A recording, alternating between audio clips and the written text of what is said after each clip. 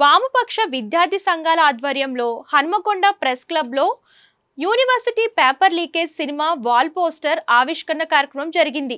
ఈ సందర్భంగా సినిమా దర్శక నిర్మాత నటుడు పీపుల్ స్టార్ ఆర్ నారాయణమూర్తి మాట్లాడుతూ ప్రెజెంట్ ఎక్కడ చూసినా పేపర్ లీకేజ్ సర్వసాధారణంగా మారిపోతుందన్నారు.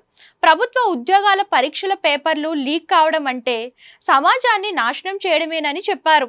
కార్పొరేట్ కబంధ హస్తాల్లో చదువు చిక్కుకుపోయిందని ఆవేదన వ్యక్తం చేశారు. చదువును కొనుక్కునే పరిస్థితులను వివరిస్తూ చిత్రాన్ని రూపొందించామని చెప్పారు.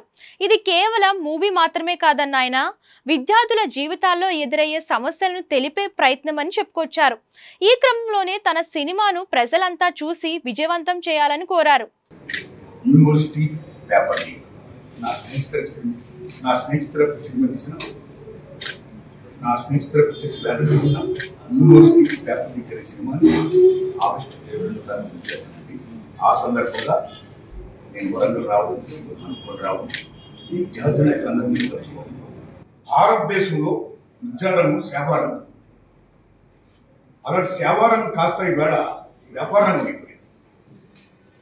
ఏనాడైతే విద్యారంగం వ్యాపారంగం అయిపోయిందో దేశంలో ఉన్న అనేక ప్రైవేట్ కళాశాలలు, కార్పొరేట్ కళాశాలలు మా కళాశాల చదివిన వాళ్ళకి ర్యాంకులు వస్తాయి, మేమే నెంబర్ 1 అని అనిపించుకోవడం కోసం they are doing malpractice like paper leaks. అక్కడి నుంచి అవినీతి అధికారులు ఆ పేపర్ పట్టుకోవడం, పేపర్ ప్రశ్నపత్రాలు పట్టుకోవడం, వాళ్ళ విద్యార్థులు కనిచేయడం, వాళ్ళు రాసేయడం. Same time they are going to get the ranks.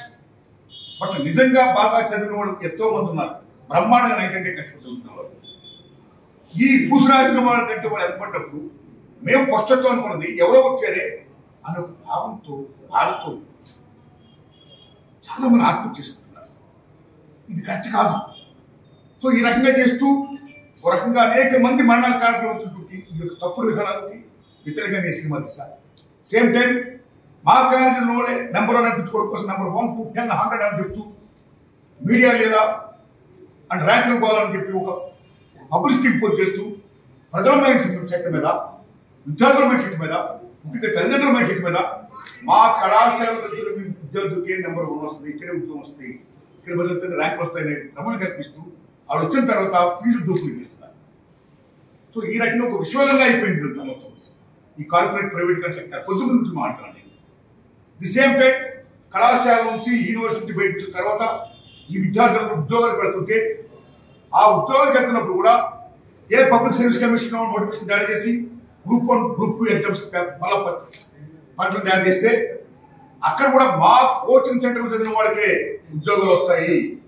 మళ్ళీ ఎగిన అక్కడ కూడా వాళ్ళు the start of mall practice like paper leak కూడా చేస్తున్నారండి.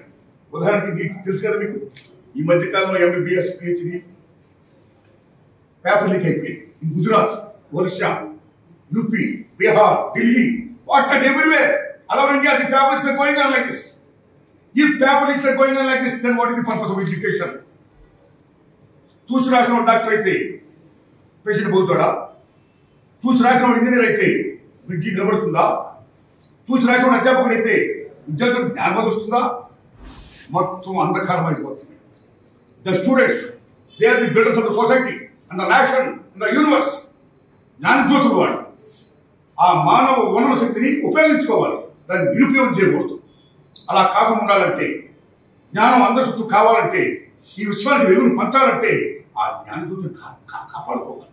అలాంటి జ్ఞానజ్యోతుల్ని ఈ కార్పొరేట్ సెక్టర్ ఏవైతే ఉందో వాళ్ళ కబంధ హస్తాలను ఇంకించేశారు.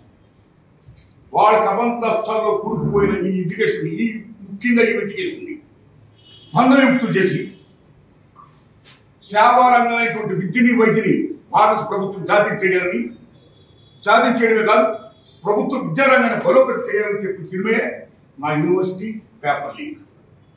ముఖ్యంగా ఇది కేవలం విద్యార్థుల సినిమా కాదు, తల్లిదండ్రుల సినిమా. తల్లిదండ్రులు పూర్వం రోజుల్లో తల్లిదండ్రులు వాళ్ళ పిల్లలకి ఇచ్చే ఆస్తుపాస్తులు భూమో, పుట్రో, నగో నడిపించేవారు.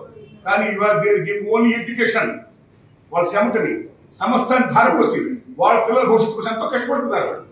ఎగ్జామ్ జరుగుతుంటే ఇది విద్యార్థులు వాళ్ళ పిల్లల ఎగ్జామ్స్ కాదు, తల్లిదండ్రులకి పెద్ద ఎగ్జామ్స్ అయిపోయి వేళ. అలాంటి తల్లిదండ్రులకి వాళ్ళ పిల్లలు ర్యాంకులు వస్తాయనుకున్నప్పుడు ర్యాంకులు రానప్పుడు ఉద్యోగస్తులకు ఉద్యోగం రానప్పుడు ఈ పేపర్ గెలుచున్నప్పుడు ఎంత మనోవేద పెరుగుతారు. అలా కాకుండా ఉండాలంటే ఇమ్మీడియట్గా విద్యని వైద్యుని జాతీయం చేయాలి.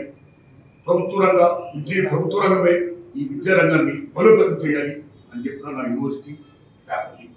ఇది ఆగస్టు 22 తారీఖు విద్యార్థులండి.